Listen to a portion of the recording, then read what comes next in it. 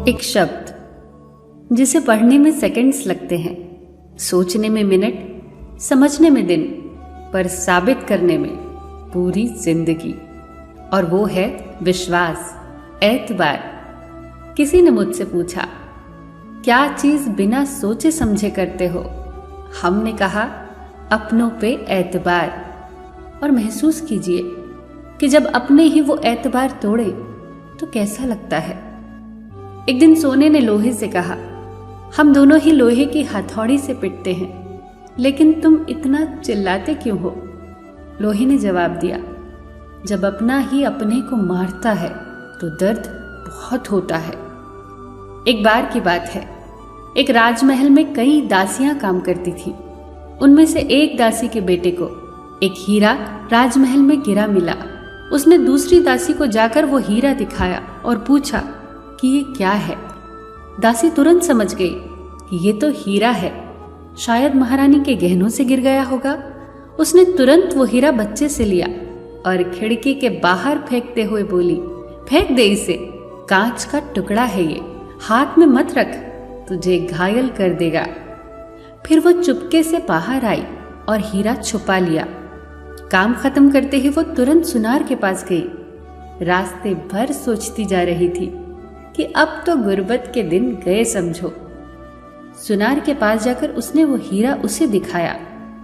सुनार तुरंत समझ गया कि राजमहल में ये हीरा उसे कहीं गिरा मिला होगा। अब ये जानने आई है कि ये हीरा असली है या नकली। सुनार ने भी वो हीरा खिड़की के बाहर फेंक दिया, ये कहते हुए कि पागल हो क्या हीरे तुम्हें जमीन पर बिखरे पड़े मिलेंगे? ये एक साधारण कांच का टुकड़ा है। दासी को भी यकीन हो गया। दासी के जाने के बाद सुनार हीरे को उठाकर गया जौहरी के पास उसे बेचने के लिए। राजसी हीरा देखते ही जौहरी की नीयत बदल गई। वो हीरा वाकई बहुत कीमती था।